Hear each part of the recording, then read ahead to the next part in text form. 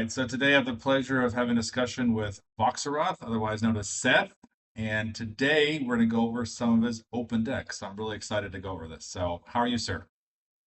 Good. How are you doing? Doing great, doing great. All right, let's get to the meat of this. So, there is good in him in open. Why is this one of your favorite decks? I tend to like decks that fight a lot, which is this is definitely a big one that wants to get out there and be in a lot of battles. I also like that they changed the wording on the Chief Chirpa's hut that now allows if the Imperials come down to the landing platform at the start of the game, you don't have to wait for your turn anymore. You can just slide right over onto the location and not be gimped for force generation. Um, there's also a lot more separatist and first order decks floating around out there where it is basically just a free Luke with lightsabers start, and he's never going to be captured, and you can just slide him over to the docking bay and let him start draining away for two. I mean, 1 second here. Three, go ahead. Yeah, with a lot of the first order decks and the other, different archetypes out there, even just aliens too being prevalent in a couple decks without Imperials, you can just set Luke up at the docking bay and let him drain out for two with kind of impunity in a lot of different games. And just to be clear here, you have two Lukes. So, which one are you typically starting with? I typically will go down with the Luke Skywalker Jedi Knight Six Destiny card. He has a little bit more immunity to attrition. He's not quite as immune to weapons, but the other one, I don't play him a ton unless they're coming to kill Luke, and that one is great because you can kind of draw it into hand as you're drawing it for Destiny. Like, it doesn't really hurt you in the deck if you draw it for anything. You can kind of just take it into hand and redraw. I also Luke Skywalker Jedi Knight costs too much to deploy anywhere really but Endor later on, whereas the cost six version is a little bit more forgiving if I want to pop him at a different location to fight or do whatever to try to stack cards on the objective effect. Yeah. What's that? Yeah, there is. I feel the conflict. Yeah. Yep. Yep. Exactly. Yeah. So it makes sense. Yeah, you like to battle because the more you battle, the more chance you have to win. You stack on. I feel the conflict, and yeah, no, that makes sense perfectly. And basically, because of First Order and other decks, there's a decent chance even this Luke is killed, and so like you said, he's kind of the second best Luke, given that the one like we talked about this yesterday, like like the one destiny because it can be redrawn, it doesn't hurt you much. But your deck is obviously focused around like a Jedi's resilience and kind of using permanent weapons. Would it ever It make it sense for you adjusts to? a little. Yeah, Yeah, there used to be more lightsabers in it. There's still a few EPP characters that makes sense to have that in there. It's also a high destiny, but truth be told, I may cut it down to two versions of that as well because I've started to move away necessarily from it being about lightsaber tricks. They're so prevalent right now that the people have a lot of anti. It used to be two clashes and a bunch of other cards. People are kind of up on that now, so they're not as effective as they used to be. And I'm sort of transitioning back to just how about high power characters that might stick around a little bit longer instead of necessarily with lightsabers. It's kind of why I took Obi-Wan with lightsaber out of the deck recently and tried out the new Jedi in Exile, and I'm not hating it. It's a very good card in this deck. I might add a second one and cut back on a Jedi's resilience and maybe go that route instead. no, it makes sense.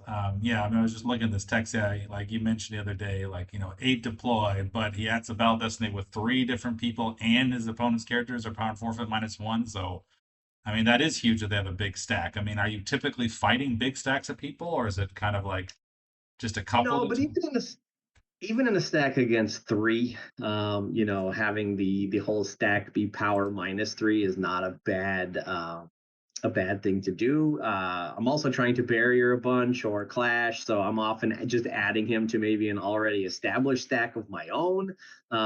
And the other thing is just going to be that Vader and Maul are two big staples in tons of dark side decks, and he adds a Battle Destiny with both, which just like I said, he's kind of a one man wrecking crew. You know, if you want to think about it in terms of power, since we're trying to win the power battle, the Obi-Wan with lightsaber has power of 5 and deploys for 5, and Obi-Wan in exile, he deploys for 8, but he is essentially, against Vader or one of those characters.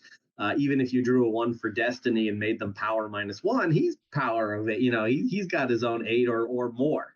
So he just seems to work out pretty good. He's just a good card. Yep. No, I agree with you. I mean, he's effectively power 7 if he's, with one character, and Yeah, then effectively more right. if he's with a stack. So, no, I agree with you. Agree with you there. Okay. And then maybe can you cut? So you said you cut back a little bit on Clash of Sabers. Obviously, you still have 3 Jedi's Resilience. So, you still have what? One, two, three, four. I'm counting 4 EPPs. And Um, Luke will have a lightsaber as well. Occasionally, if they come at him hard, you can use the Jedi Resilience to just scoop him back up into hand without, if you haven't got the other one yet. His generation is pretty important. So, like I said, if they come down and try to kill him at the landing platform with like aliens or First Order, you can use that card to scoop him back into hand if you haven't cycled through to get the other Luke out of your deck yet. okay. Got you. So we were talking about like a space packages yesterday. So you have 4 ships, um, 2 Han Chewie Falcons, Home One, and a Profundity, and you have one location. So Well, two if you count the oh, for the system, yeah. yeah, yeah. Space, like I said, this deck occasionally will come up against an Imperial deck where, the idea is you want to win the power battle in space as well to stack. You want to stack cards on the effect as quickly as you can, so that you can, win the game by drawing Destiny and converting, flipping Vader to the dark side. Um, Han Chewie and the Falcon is a card that you want in the deck. It's very high power. It's easy to win battles with it against a lot of different things. Home One is a relatively new addition, and it's because of the new launching the assault card, which is one of the effects I have up at the top. I'm starting an Endor location, so I can play it. It essentially kind of makes it so that the Home One deploys like the War Room is out, for 1 more force. Um, to Mon Calamari, which just happened to be a location I had in this deck originally for Generation for the effect next to it because it's pulled by rebellions are built on Hope, two effects over next to Walkling. Um, it it Oh, looks like this one. Oh, Haven, I the, got the you. card Okay. there. Yeah, so it pulls Mon Calamari and it pulls or the Profundity. So sometimes I won't. Sometimes I'll draw into the Mon Cal system and I won't need to pull that. And the Profundity is just like a really high power, very cheap card to play to win another power battle if I need to try to stack another card on. I feel the conflict. And to a point, the reason I put launching the assault in this deck, as I'm seeing less and less Imperials, I need the deck to go away from necessarily just fighting to being able to satisfy, battle order, battle plan. I need something in space, so I'm not paying for drains, and deploying. I mean, I spend a lot of time. Some games I'll just deploy home one right to Mon Calamari for 8 force very early in the game with Luke at the landing platform, and it's very hard to deal with either of those. And if you choose to come for them, I'm gonna probably slow you down and start playing more stuff there too. So, I think it works out okay for this deck so far. Got it. I guess I'm a little bit curious because, the original launch in the Salt, it gave you basically a 4 strain bonus. So, Right. basically here it lets you grab it from your 4 strings of +1 battleground system. But because you're using rebellions are built on hope, is there a reason you wouldn't rather? I mean, I guess I get that 4 less deploy is nice. Obviously, that's 8 is better than 12, but you're not Sure. using it for Sullust. would it make sense just to use the original effect since you're still using Mon Calamari for this one? The problem is I can't start it because the original effect is not it deploys on a location, not on tables. So I can't play launching the assault original version without a different starting effect, which wouldn't work super well. I could that's why you see it a lot of times with Let the Wookiee Win, because it'll let you play effects that deploy on locations. It doesn't specify that you have to play them on table. So I do like the other launching the assault. I suppose you could pull it with Walkling. It just slows everything down. I think originally the reason I ended up adding it to this deck is even without that launching the assault, I was playing Rebellions are built on Hope, one to get the system out for activation, but the extra bonus is if you are, the Force Generation plus one at docking bays. Luke is always moving over to that docking bay, and it's just one more Force Generation that you end up getting very early in the game. Um, uh, and like I said, the profundity pull is good. I considered swapping it out for different things, but so far it's worked pretty well. I find a lot of games start out where basically my first turn I am dropping, home one to Moncal, and I am moving Luke over to the docking bay. And it's like I said, it's a very tough thing to answer. You don't even necessarily need a pilot character on board. It draws its own destiny. It's got very high immunity. And like you said, you have the threat where if they come down after it and don't immediately clear it, or you can use a barrier, Han, Chewie, and the Falcon, or a pulled profundity can do some damage on their own just in power. But Yeah. um, yeah, No, agreed, agreed. And so you have escape pod. We are doomed. Can you help me understand one thing? yeah. So basically, people use this just so that they have a Hoojix in their deck that's pullable. That's why There's no one uses the Hoojix combo, simply because you want it to be grabbed out of your deck. there's a different interrupt that pulls the Hoojix combo. That's not the escape pod. That is the we don't need their scum. It's one of the newer cards. It's still a Destiny 5 use interrupt. It pulls the Hoojix combo. In this deck, if you look up in my effects, I actually run Mantilian Savrip too. That's a great late grand game card from Premier that's still really strong. And it can be pulled by Escape Pod because it's also, one of those degenerate cards or however you pronounce it. Yep, yep. And I used to use the Destiny 6 Escape Pod card, but I started running into a lot more of Tatooine and Cloud City occupation, which was pinging me down in some games where I couldn't clear them off fast enough. And having these in there to suspend it for a turn has made will win a few games at the very close end of some of those. So I think it's just a very good card. Gotcha. Understood. And so you mentioned the other day, like there's like a standard slew of cards at every deck. So I mean, is your opinion that is Honshu and the Falcon a standard card that you pretty much want every light side, or is this just because you think it No, works? because some light side decks actually do allow you to pull the combo, and some will encourage you to use actual Han Solo and Chewie and make it the combo. So there are decks that use the combo, but my suggestion is usually if the deck doesn't restrict Han, Chewie, and the Falcon, and you're not running Han and Chewie in the deck, then this card is pretty much auto include. It's cheap, it's super powerful, adds a destiny to power. It's so good. It sticks around for a long time too. So um, Great. And obviously there's the virtual version. So the benefit of the virtual one, because this one's adding one bell destiny, adds 5 to power. This one's what, net one more power versus this one. So but this one there's no maintenance. So this isn't a maintenance card, but otherwise yeah, what it's it's really mostly the the same. cost. Yeah. It costs two less. It costs three less maintenance per turn, and it still draws a destiny to power. And in this deck, it's not so much, especially against Imperial decks where you're trying to win with the alternate condition um, on the objective where you're trying to cross Vader over. It's pretty much just about power. So, this has the potential where if you draw a 5, it's actually power of 13, and I suppose you could do that with Battle Destiny. But I think, it costing two less plus the three additional maintenance per turn, it's just, it's much more economic to play the virtual version of the card for 6 and then forget it. Yeah, yeah. I mean, I don't. You mean like three less because you have to play the maintenance, is what you're saying? Yeah. So it'd be. Oh, Well, yeah. I'm saying the other. Yeah, okay. Yeah. Yeah. Okay. Yeah, because the other one's 8 force to deploy, and the virtual one's only 6. And then there's an additional 3. The maintenance on top of it at the end of the turn if you're not losing it. The idea is you let it stick around. Sure.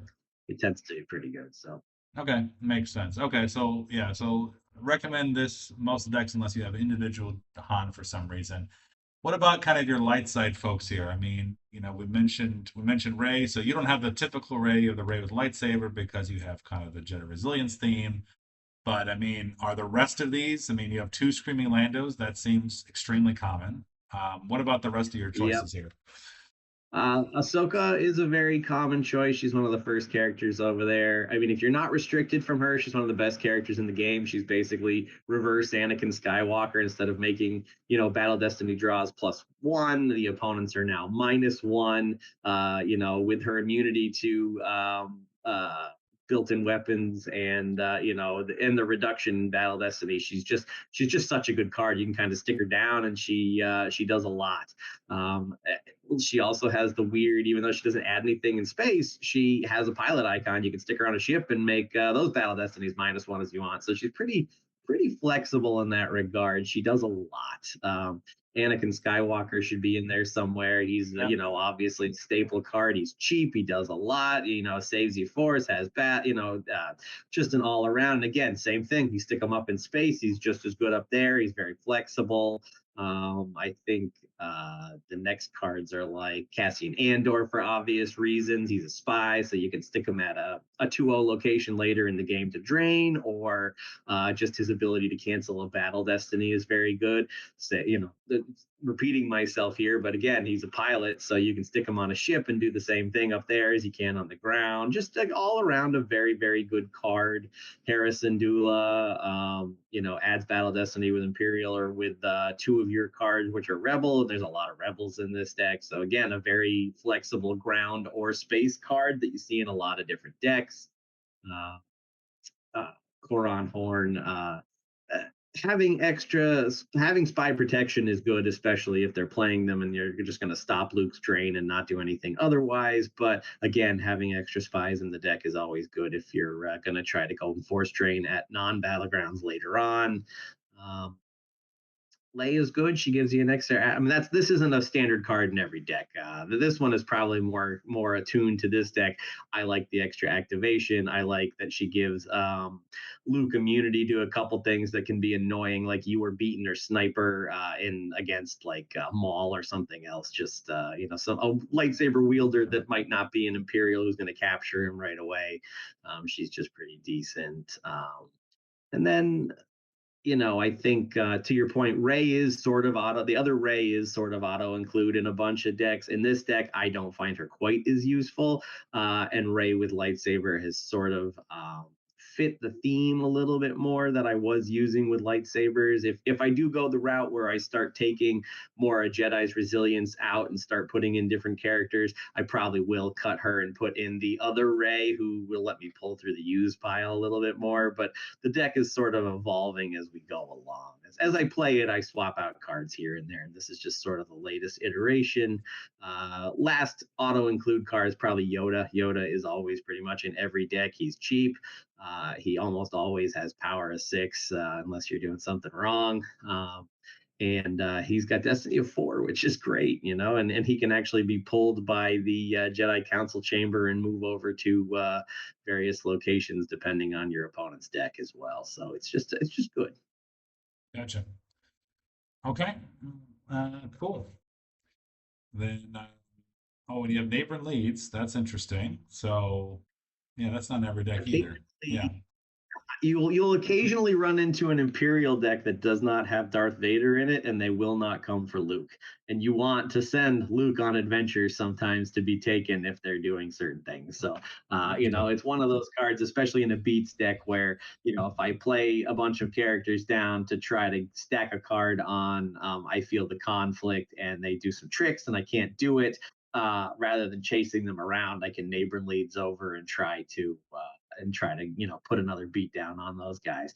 It's not worth more than one card though, just because there's so many different cards now in the game that are just cancel this card alone. They just take it out. So Sure. it's still semi useful though, especially later in the game when they may not have the answer anymore. Makes sense. All right. So should we go to the game? Sure. All right. So say like refresh here and let's try to play. All right. So this is your deck. You were playing against Logan. So he was playing Invasion. You are playing There is Good in Him, like we talked about. You started with the Luke Skywalker Jedi Knight, the more expensive one, like you mentioned. And he's running Droid Rex, your troops, so Republic, and Consequential Launch looks like, and a Tentacle too. All right, so you're starting Walkling, the two effects we talked about earlier. And you have three senses in your deck. I do. And he grabbed I it. draw He ones. grabbed it immediately. Yeah, probably smart. And you chose not to grab that Luke into your hand. You wanted to keep it a one.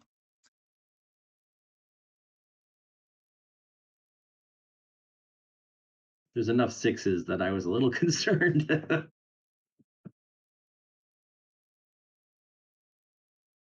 So he's with Starfighter, and he's just drawing now. Okay. Yeah, in particular, that card, there they are. I play a lot of Invasion, and I will say that that's one of the cards that I knew he'd be using it to pull a lot of those droid starfighters and try to stack weapons there so that I would have a tough time clearing his ships. Okay. So I wanted to get rid of that. So question here. He put out Sure. battle order. You could drain him here, right? He didn't put out the like, come here, you big coward. So you just didn't Right. I feel could like, have drained him there for one. yeah. So it just wasn't worth it to you in your mind. You wanted to deploy more things, etc. Yeah, early in the game, I don't like to pay three unless it's at least a drain of two. Draining for one sets me back. It's three less cards I can draw. It's less things I can deploy. It just sets me back a little bit. I don't. I usually don't do it. Okay.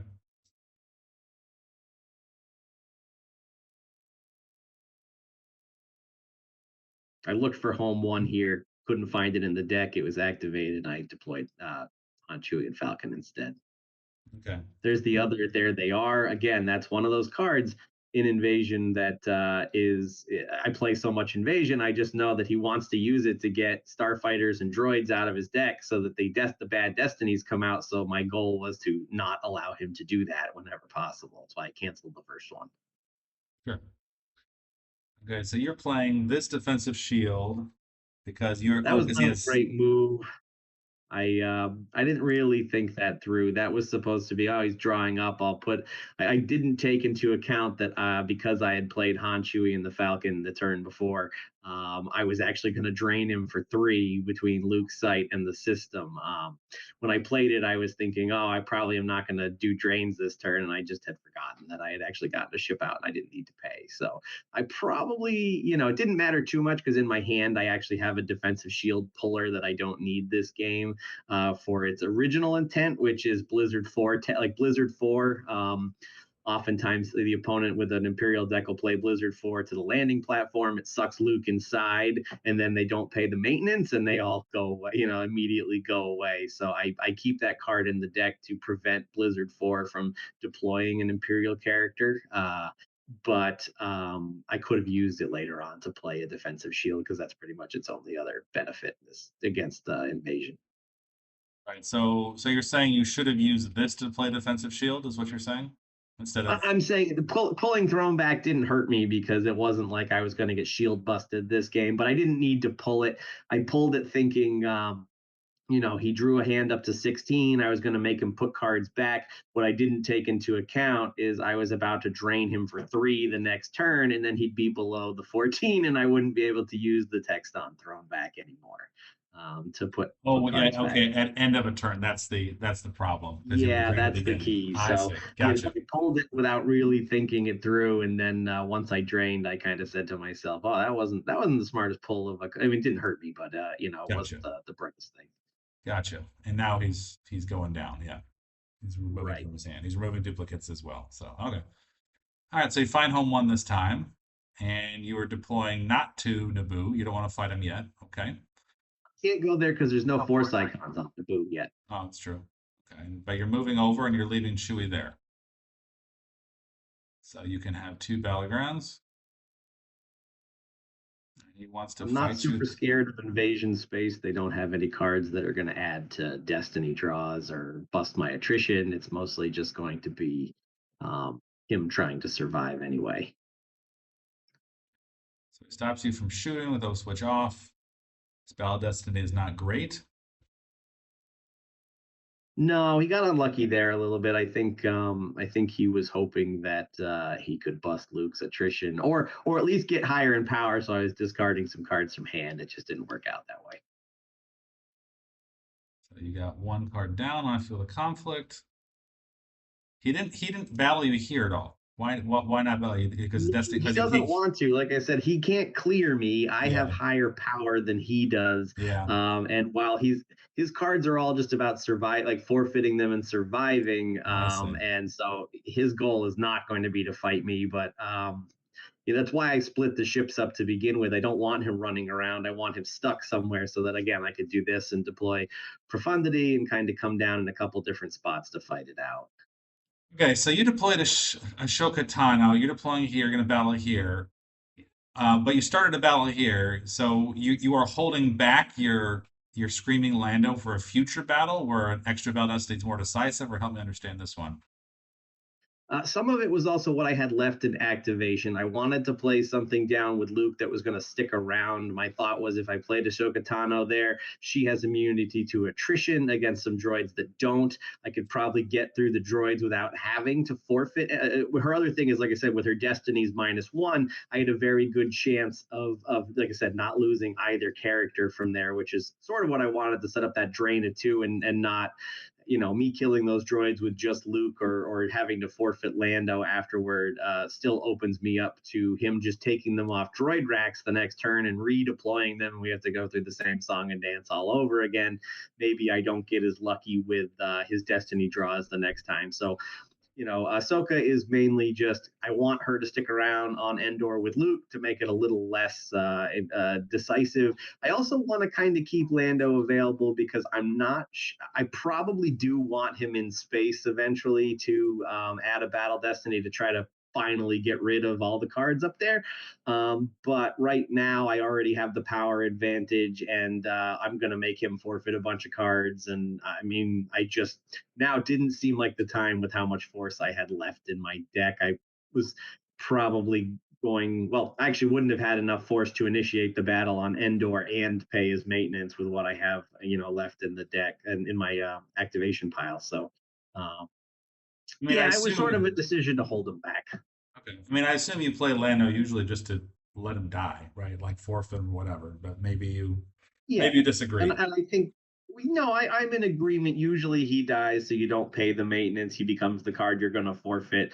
I sort of went with the idea that I was going to play the profundity to try and stack another card on the conflict. I knew I was going to have to forfeit it from the fight at the end, but uh, I think what I was hoping is if I drew high enough, I could get rid of. I knew he was going to forfeit the weapon. If I could get rid of one of the characters on the ship as well, that maybe the next turn I could drop.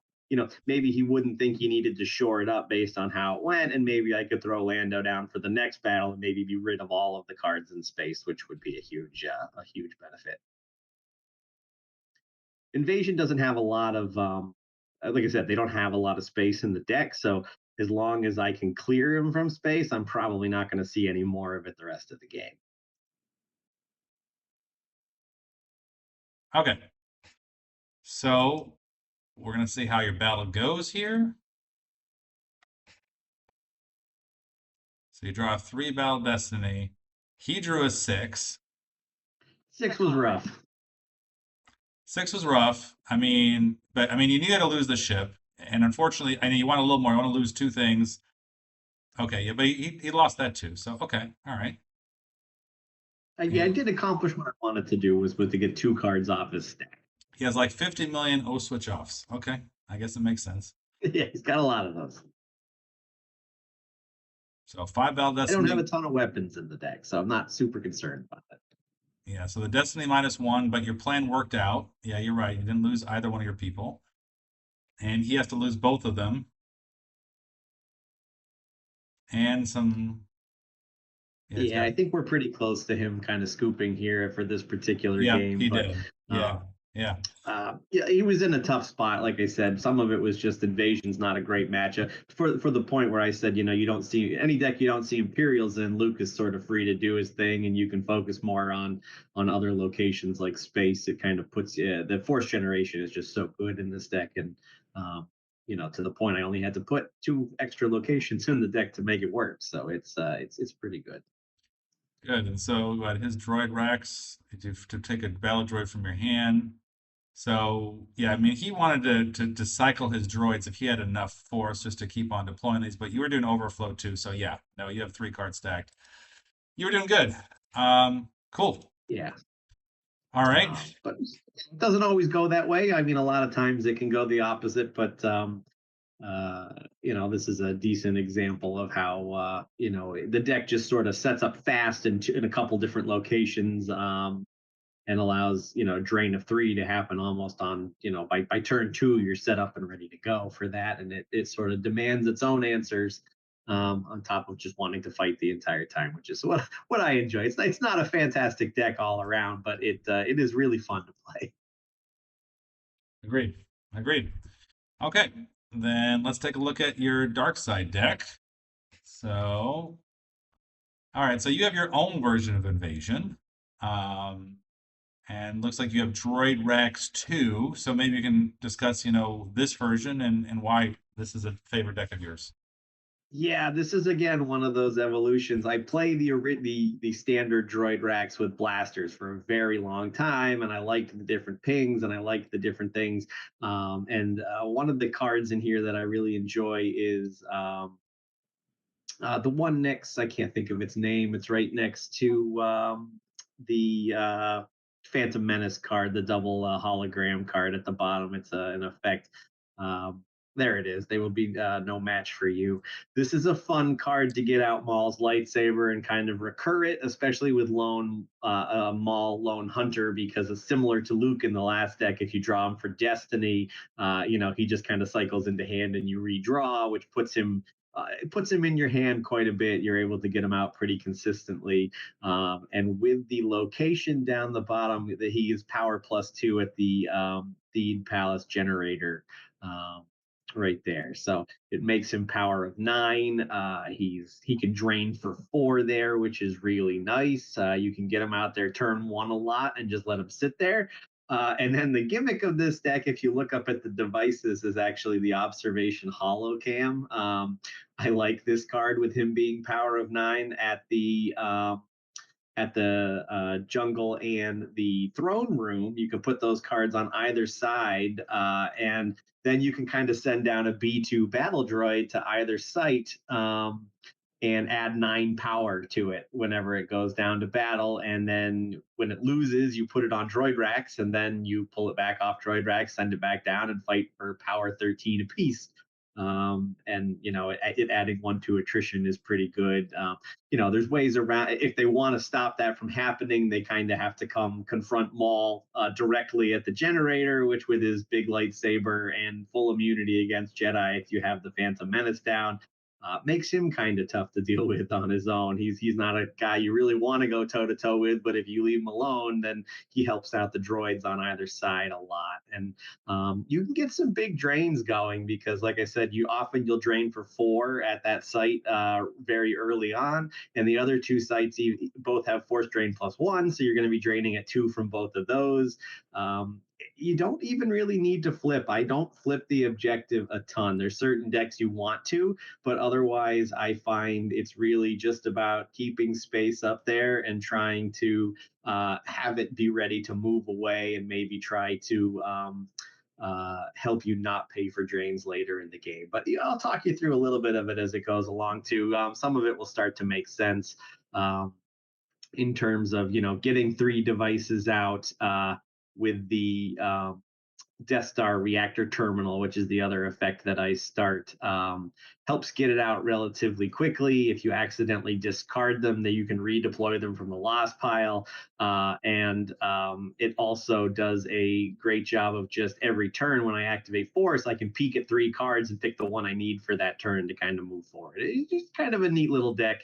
Again, is it the best version of Invasion? Probably not. I've had some decent success with it, but it's sort of just my fun deck that I like to play a lot. So, and I notice you have 4 seal off the bridge. I mean, is this? I mean, it's 3 force to do Nemoidian or an effect. I guess you can deploy the block shift flagship brig. Is the reason why you chose to do 4, or just getting Nemoidians so good, or what is it? Not getting the bridge is problematic. The other thing too is Nemoidians are actually pretty good. You don't always want to pay 3 to get them. The ship will let you pull one of the pilots. Dalte Dauphine is a very good card. For if you draw droids for, he's right next to Dooku up top. If you draw droids for Battle Destiny, he'll let you cancel and redraw. And the droids tend to be a lot of your lower destiny in the deck, so it helps you in a similar way that we were putting tons of blasters in the old deck. He sort of makes it so, all right, we're going to probably be drawing an interrupt of high destiny for battle or weapon, or weapon destiny, because anytime you draw a droid, I'm going to try to take him into hand and then redraw for you. The new Sil Unch card, which is next to Te Hao down the next row, is also a very, very good card. The effect pulls out the deflector, so it's not so much for that as it is the uh, preventing your battle destiny draws from being canceled. So you've got Cassian Andor, you've got Captain Wedge Antilles. There's a bunch of different ways the light side can cancel your destiny draws. What's the Senate guy there, Valoran. I've seen him in a bunch of new Senate decks where he'll come down and start canceling your Destiny draws, and he just basically says, "Nope, in this deck, as long as you have a Trade Federation person, he cannot do that anymore. He does not get to cancel your Destiny draw."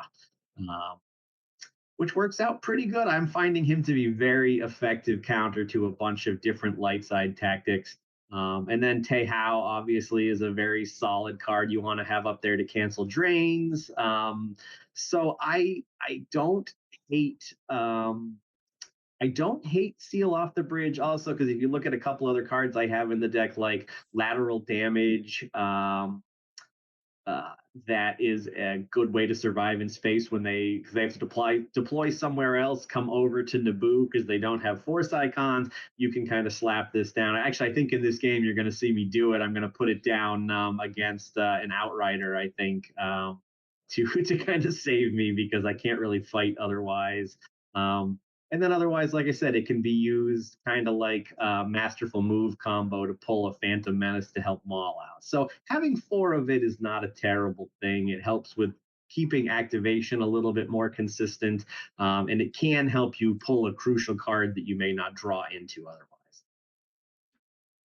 Makes perfect sense to me. And what Newt Gunray, is he that good? I guess he adds 1 battle destiny. Is that primarily what he's for? Yeah, he is very good. Like I said, this isn't a deck that flips a ton. Newt is also, think of him kind of like Lando. He'll come down and add a battle destiny with pretty much anyone in the deck, but he's probably dead as soon as you do it. So, he's cheap. He's a Destiny 3 card. You can stick him up in space to give your ship an extra battle destiny. You can play him down with Maul. You can play him with Dooku. You can play him with Sidious. You can play him with droids. In general, if you have him in your hand, you'll often find that throwing him into a battle knowing he's going to die is still probably the right move to go to. It also doesn't hurt on games where there are some matchups where, like I said, you want to flip quickly against Profit. It is a good one. You can profit by this, where they have no space going in their entire deck. There's no reason to protect your blockade flagship, which means you want Newt Gunray to go down to the Theed Palace throne room as fast as you can, so that he gets out and starts you just kind of taking advantage of your objective there. Nice. Nice. I like it. All right, cool. Should we go over the replay now? Sure. All right, so they're facing Marines 28. He's using Watch Your Step, and you're using the invasion deck we just went over. And yeah, you start with the Cantina, the standard objective required things. So you're using this effect, begin lending your troops combo. Gives you extra activation, which is great. Hmm. Let's signal match and reactor terminal. Okay.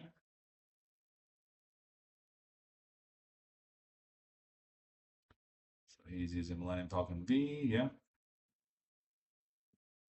Yeah, you know he's a watch your step. You are preeminently getting a grabber. Makes sense. So invasion lets you deploy sites, and that's what you're going to do.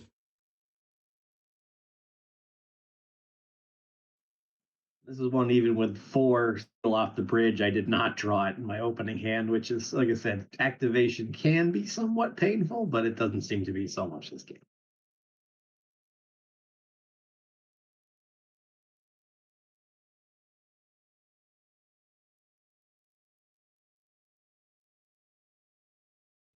So you're playing Sidious to his place there. Is the reason why you This is chose to go to Tatooine versus because you don't have a well, I blue haven't belt? played the generator yet. Yeah. I Yeah, like Maul at the generator a little bit more. Sidious to Tatooine was also more of a. I've sort of recognized that I don't need Sidious at the throne room because I'm probably not going to flip this game. Even if I somehow go down and start to take over the throne room and hold it, he's going to come bounce me off space in about a second with all the ships that this deck has. So I sort of resigned myself to not uh, flipping this game.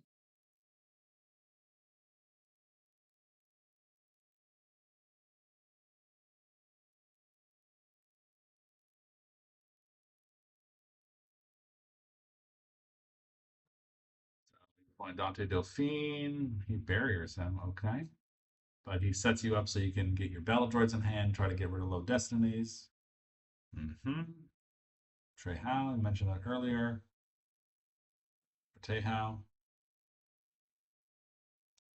And you lateral damage, like mentioned earlier. So no special reduced power thing. And you're going to battle Yeah, me. normally I wouldn't be the one aggressive, but with zero power and the fear that he's going to drop another ship next turn, I feel like I need to try to bounce him via power as best I can here. Absolutely. Uh, he still draws pretty high, which is going to make me lose something here. I can't remember what.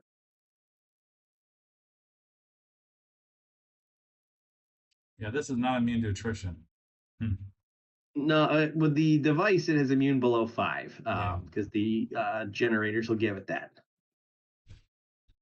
But against Watch Your Step, it's not going to matter. I mean, I'm not going to last long in space against it if he's drawing multiple Destiny, especially. all right. So we're playing. He is gonna he's gonna try to use it. Must be allowed to speak. Okay. He just got rid of my lateral damage, which is Ouch. problematic. His last Ouch. character took it out. So Ouch. I'm in a little bit of a pickle here. Yeah. Um,